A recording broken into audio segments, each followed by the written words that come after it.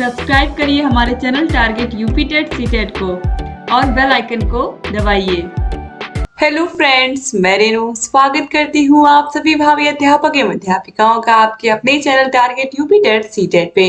दोस्तों, आज की इस क्लास में हम आपके डीएलएड 4th सेमेस्टर के 5वें पेपर सामाजिक अध्ययन के मोस्ट इम्पोर्टेंट अतिलघु उत्तरीय क्वेश्चंस को पढ़ने वाले हैं और यहाँ पर हम क्वेश्चन नंबर 86 से पढ़ने वाले हैं और जितने भी क्वेश्चन है आज सभी को यहाँ पर हम खत्म कर देंगे। तो चलिए स्टार्ट करते हैं हम। इससे पहले 2 पार्ट में मैंने पूरा कंप्लीट किया है क्वेश्चन नंबर 85 तक, तो आप लोग जरूर वहां पर जाकर के देख लीजिएगा। डिस्क्रिप्शन बॉक्स कमेंट बॉक्स में आपको लिंक मिल जाएगी।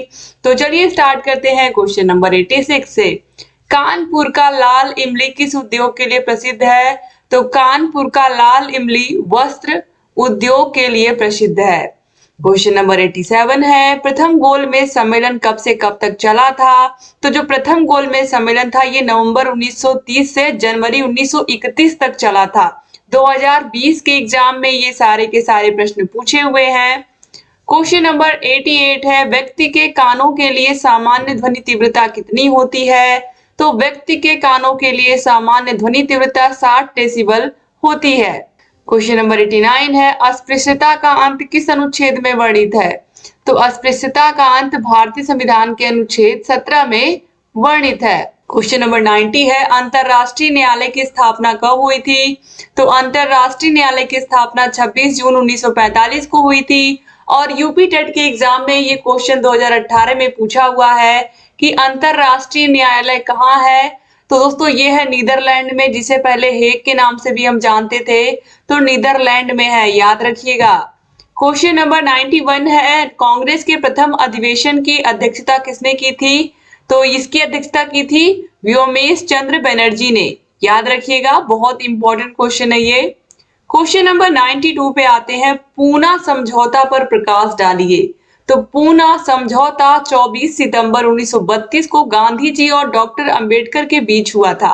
ये क्या है? एक प्रकार से समझौता है जिसमें सांप्रदायिक पंचाट में दलितों के लिए प्रांतीय विधानसभा में पृथक निर्वाचन प्रणाली को समाप्त कर उनके लिए 71 के बदले 148 स्थान सुरक्षित रखे गए। ठीक है, तो ये पूना समझौता है। क्वेश्चन नंबर 93, उत्तर प्रदेश की प्रमुख जनजातियां कौन कौन सी है? तो उत्तर प्रदेश की प्रमुख जनजातियों में अगरिया, बेगा, भुइया, पटारी, परहरिया, चेरो, बुक्सा, खरवार, पंखी, पनिया, जौनसारी, थारू, घोटिया, गौंड, धुरिया, नायक, पठारी, राजगौंड आदि आते हैं। 2017 के पेपर में पूछा है, 20 के पेपर में पूछा है, 22 के पेपर में भी पूछा है और मुझे अच्छे से याद है ये मेरे टाइम पर भी, यानी कि जब हम लोगों ने पेपर दिया था तभी भी ये प्रश्न पूछा गया था 2017 में। ठीक है, तो ये क्वेश्चन मुझे याद भी है। अगर यहाँ पर नहीं भी लिखा होता तो भी मैं आपको बता देती कि ये क्वेश्चन कब पूछा गया था। क्वेश्चन नंबर 94 है, ब्रह्म समाज के प्रमुख सिद्धांत बताइए, या ब्रह्म समाज के सिद्धांत क्या थे? 2020 में पूछा हुआ प्रश्न है और 2016 में भी पूछा हुआ प्रश्न है।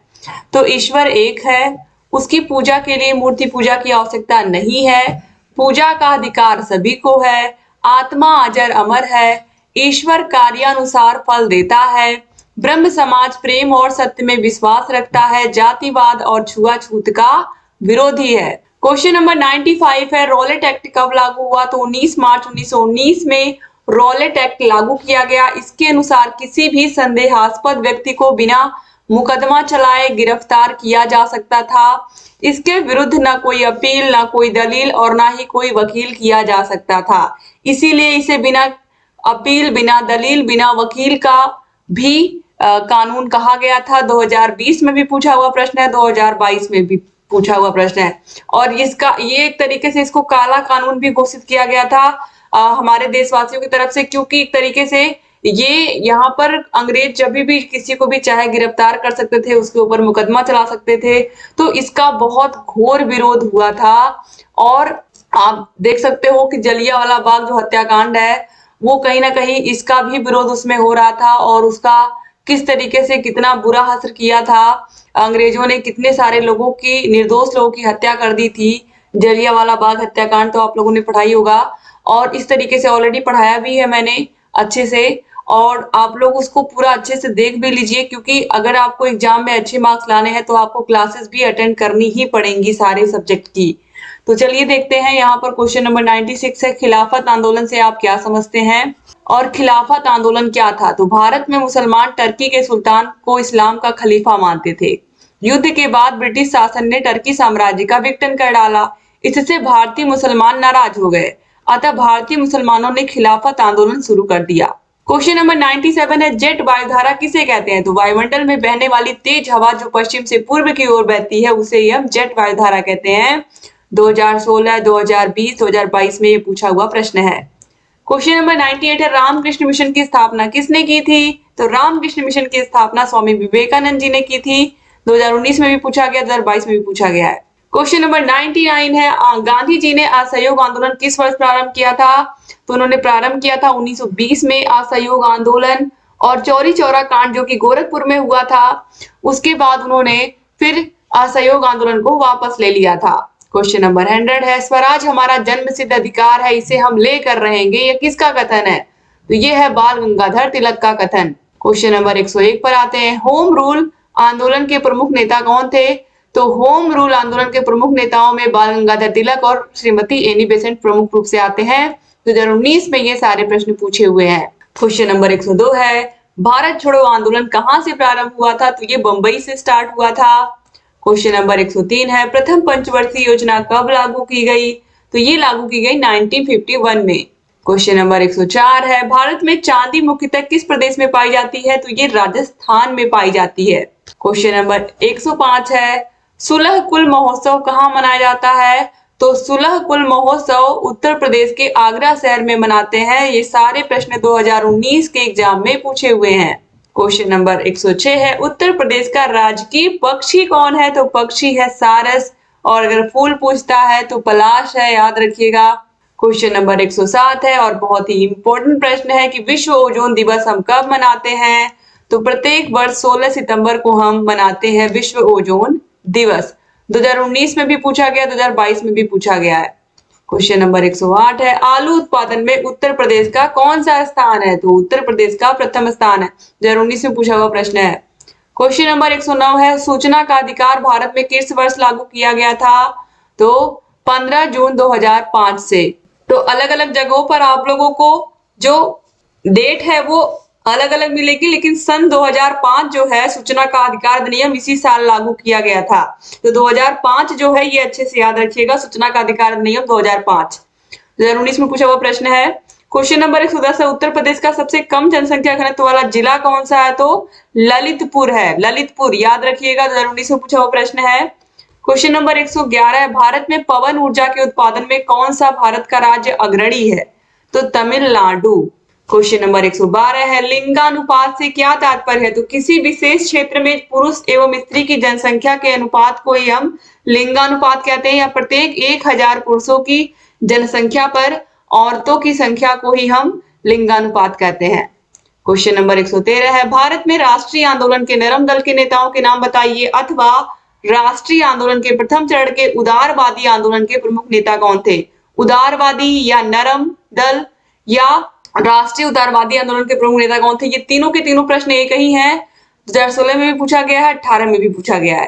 तो देखिए, राष्ट्रीय उदारवादी आंदोलन के प्रमुख नेता दादा भाई नौरोजी, महादेव गोविंद रानाडे, फिरोज शाह मेहता, सुरेंद्र नाथ बनर्जी, व्योमेश चंद्र बनर्जी, गोपाल कृष्ण गोखले, मदन मोहन मालवीय, के मिश्रा एवं पृथ्वी चंद्र राय थे। क्वेश्चन नंबर 114 है, गांधी जी ने 11 फरवरी 1920 को असहयोग आंदोलन क्यों स्थगित कर दिया था। तो 5 फरवरी, यहाँ पर दोस्तों 1922 होगा।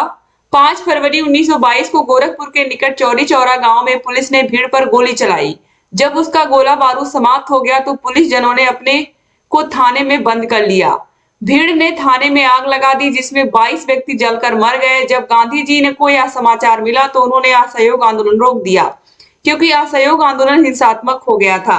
जबकि गांधी जी जितने भी आंदोलन चला रहे थे उन्होंने हमेशा अहिंसा की बात की, और अहिंसा के द्वारा ही उन्होंने हमारे देश को आजादी भी दिलाई। और इसी वजह से, इस हिंसा की वजह से गोरखपुर के पास जो चौरी चौरा नामक गांव में ये जो झड़प हुई थी, इसकी वजह से जो आंदोलन है वो पूरा का पूरा वापस हो गया। क्वेश्चन नंबर 115 है, सविनय अवज्ञा आंदोलन के प्रमुख कार्यक्रम क्या थे। तो सविनय अवज्ञा आंदोलन के प्रमुख कार्यक्रम थे नमक कानून तोड़ने के लिए कार्यक्रम निश्चित किया जाए, इसके लिए गांधी जी ने दांडी यात्रा भी की थी। विदेशी वस्तुओं का बहिष्कार का कार्यक्रम निश्चित किया जाए, यानी कि उनके बनाए हुए कपड़े नहीं पहनेंगे, उनके बनाए हुए वस्तुओं का यूज नहीं करेंगे। गांधी जी ने गांव में ताड़ी के सभी वृक्षों को काट डालने का आदेश दिया। गांव में जाति पंचायतों से अपील की गई अपनी बिरादरी वालों से मदिरा त्याग का अनुरोध करें। ठीक है, एक तरीके से अंग्रेजों के किसी भी प्रोडक्ट का हमें इस्तेमाल करना ही नहीं है, न उनके किसी काम में उनका सहयोग देना है। यही था असहयोग आंदोलन। क्वेश्चन नंबर 116 है, जिन्ना ने गांधी पर क्या आरोप लगाया था?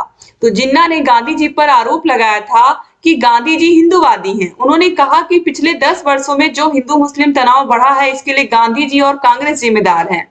प्रांतों में कांग्रेस मंत्रिमंडल को बहुसंख्यक मुसलमानों का विश्वास प्राप्त नहीं है।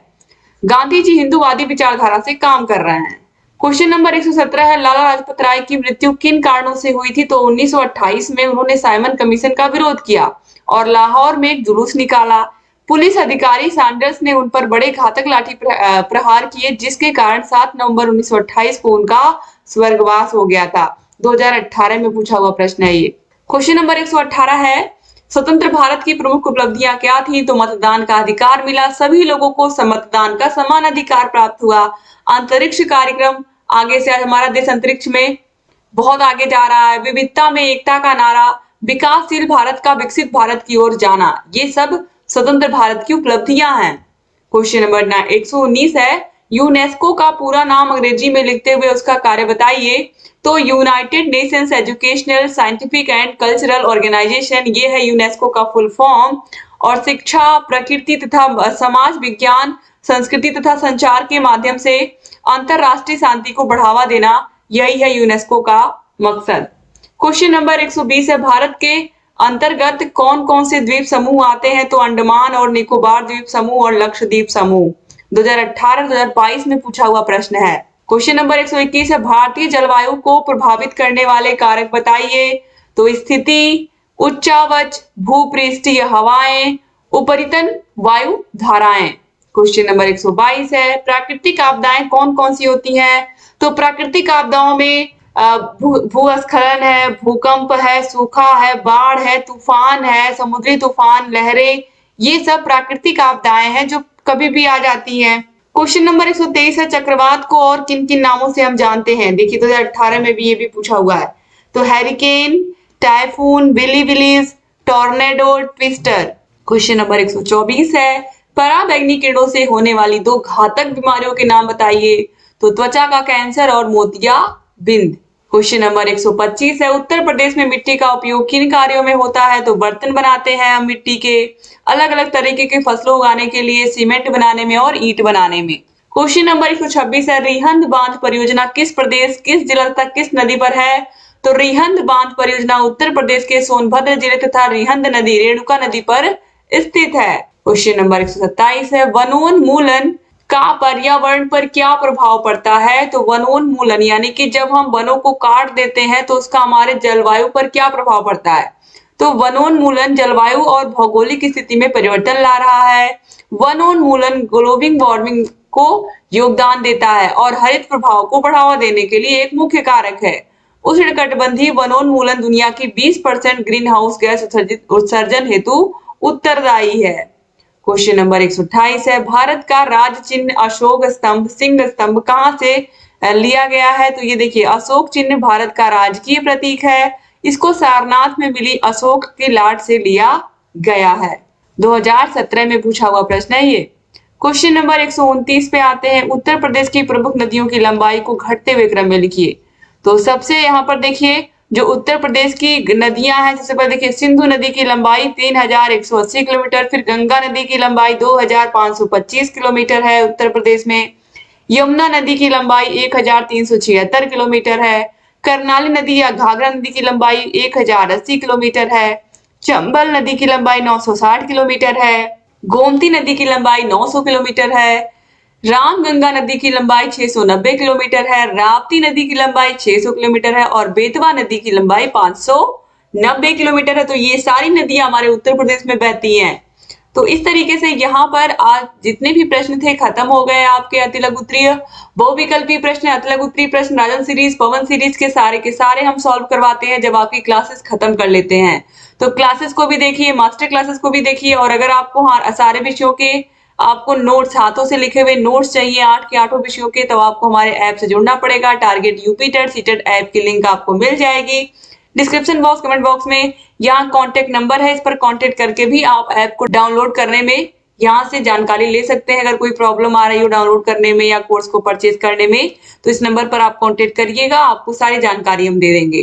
चैनल को जरूर सब्सक्राइब कर लीजिए, और वीडियो को शेयर नहीं किया तो प्लीज शेयर भी कर दीजिए। और हमें आप इंस्टाग्राम पर भी फॉलो कर सकते हो, टारगेट यूपी टेट सीटेट नाम से हमारा अकाउंट है। थैंक यू सो मच दोस्तों, चैनल से बने रहिए और ढेर सारी क्लासेस हम आपके लिए लेकर के आते रहेंगे। आप अपने एग्जाम की तैयारी बेहतर तरीके से करते रहिए। जय हिंद दोस्तों।